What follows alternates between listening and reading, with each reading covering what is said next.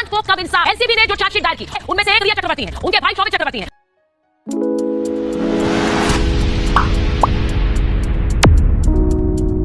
सुशांत सिंह राजपूत वाला मामला जो पिछले 2.5-3 साल से चल रहा है, इस मामले में कब कुछ बड़ा सच निकल के आएगा, इस बारे में लोग आज भी चर्चा करते हैं।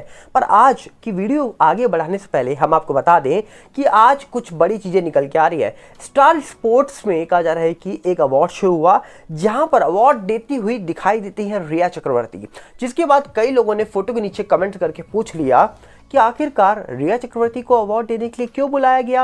अब कुछ लोगों ने यह भी बोला कि जिनके ऊपर आईपीसी 306, 341, 420, 506, 380, 406, 120B और साथ में एनडीपीएस एक्ट 27A लगा हो और इसके तहत वो करीब 1 महीने की जेल भी काट के आई थी, उनको अवार्ड देने के लिए क्यों बुलाया गया, जबकि वहां पर बहुत सारे ऐसे टैलेंट बैठे हुए थे जो इंडिया के लिए अवार्ड जीत चुके हैं, इंडिया के लिए गोल्ड जीत चुके हैं, इंडिया के यंग प्लेयर बैठे हुए थे और उनको अवार्ड देने के लिए रिया चक्रवर्ती को बुलाया गया। जिसके बाद कई लोगों ने सवाल उठाए, क्योंकि यहाँ पर आपको बता दिया जाए रिया चक्रवर्ती को लेकर आज भी कई सवाल बनते हैं और लोगों ने 2020 में कई सवाल उठाए थे रिया चक्रवर्ती को लेकर जब सुशांत सिंह राजपूत का मामला हुआ था। जिसके बाद कहा जा रहा है कि रिया चक्रवर्ती ने सुशांत सिंह राजपूत की सिस्टर के ऊपर भी एफआईआर करवाई थी और दूसरी तरफ कहा जा रहा है कि सुशांत के परिवार ने पटना में रिया के खिलाफ एफआईआर करवाई थी।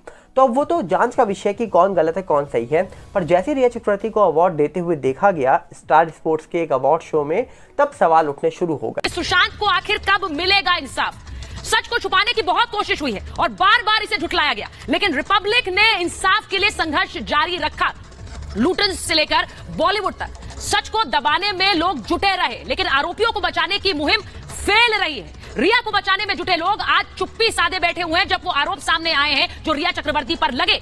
नशे का नर्क में जाने किस किस को डुबोया गया, लेकिन अब सच को दबाना मुश्किल है और इसीलिए आज महाभारत में मैं कह रही हूं कि क्या सुशांत सिंह राजपूत को जल्द इंसाफ मिलेगा। ये सवाल इसलिए क्योंकि चार्जशीट सामने आई, वो आरोप सामने आए और अब क्या सच सामने आएगा, क्योंकि रिया चक्रवर्ती पर आरोप क्या क्या लगे हैं। रिया चक्रवर्ती पर धारा 20B लगाई है एनसीबी ने, यानी ड्रग्स खरीद फरोख्त का मामला। ये सीधा सीधा धारा रिया चक्रवर्ती पर 27A लगी है, यानी प्रतिबंधित पदार्थ लेना, उसे खरीदना, उसका सेवन करना 27A के तहत। धारा 28 एनडीपीएस एक्ट की लगी है, इसका सीधा मतलब है आपराधिक प्रयास करना, यानी अपराध करने की कोशिश करना। यह भी धारा रिया चक्रवर्ती पर लगाई गई है और इसी के साथ साथ धारा 30 भी लगाई गई है, जो कि सोच समझकर अपराध करने की धारा है, यानी ऐसा नहीं कि गलती से हुआ, सोचकर जानते हुए यह अपराध किया गया। यह धारा 30 है और यह भी लगाई गई। इसके बारे में भी आपको बता रही हूं, सिर्फ रिया चक्रवर्ती नहीं है, 35 नाम इस चार्जशीट में है, जिनमें से एक रिया है और एक उनके भाई शौविक चक्रवर्ती हैं। और शौविक चक्रवर्ती ने तो अपने स्टेटमेंट में खुलकर माना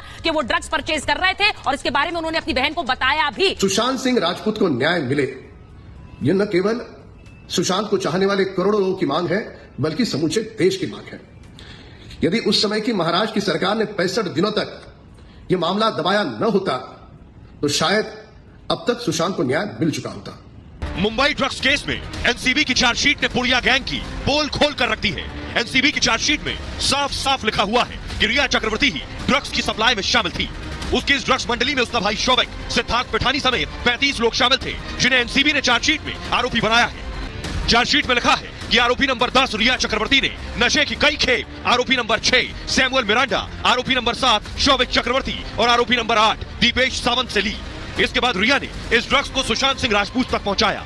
एनसीबी की चार्जशीट से साफ हो गया है कि रिया ने ही सुशांत को ड्रग्स की लत लगाई।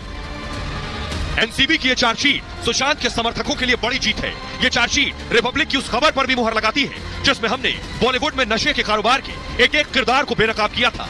लेकिन सवाल यह है कि रिया को बचाने वाले आज खामोश क्यों हैं? लुटियंस लॉबी रिया की ड्रग्स मंडली को बेनकाब करने वाली खबर कब दिखाएगा? अब मैं सीधे मुकेश खन्ना जी के पास जा रही हूं। मुकेश खन्ना जी, आप लगातार रिपब्लिक के साथ आते रहे हैं चैनल पर, लोग आपको सुनते रहे इस केस पर। ये चार्जशीट पहले आई, ये बात बिल्कुल सही है ब्रिजमोहन जी ने कहा, लेकिन एक बार फिर आरोपों का एक पूरा जो पिटारा है वो खुला है, क्योंकि इसे कोर्ट में रखा गया है और इसमें सीधे सीधे वो आरोप सामने आए हैं जो रिया चक्रवर्ती और उनके भाई पर लगे, जिनमें शौविक का कबूलनामा भी है कि उन्होंने ड्रग्स सप्लाई की और उनकी बहन अच्छी तरह से जानती थी, इसीलिए सोच समझकर साजिश का आरोप लगा है। मुझे लगता है सवाल बहुत छोटा सा है कि ये सच सामने कब आएगा, जिसे लेकर इंतजार सुशांत के फैंस करते रहे।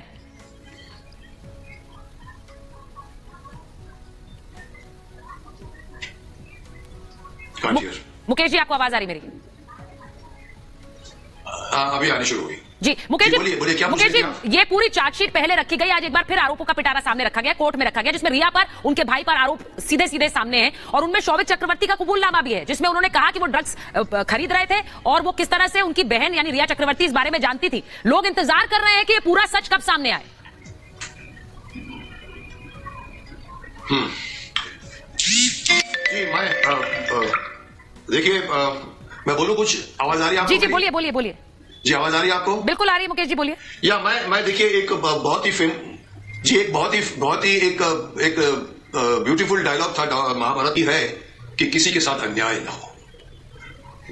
अब मैं देखिए अन्याय हो रहा है, किसके साथ हो रहा है, इतने टाइम खींच गया है, न्याय किसको मिलना चाहिए नहीं मिला है, ये सोचने की बात है। क्योंकि अगर मैं खुद काफी टाइम परेशान हो गया कि इतनी मेहनत का फायदा क्या, हमने जब इतनी मेहनत की थी उस वक्त एक एक बातें बाहर निकल कर आई थी, फिर धीरे धीरे पता लगा कि कहीं से यहां से दबाव है, कहीं यहां से दबाव है, कहीं यहां से दबाव है, धीरे धीरे सब कुछ जो है वो डब्बे में समझ लीजिए आप जमीन पे गड़ गया, हम भी चुप हो गए, मैं भी चुप हो गया। मुझे अभी तक शिकायत है कि न्याय क्यों नहीं मिला।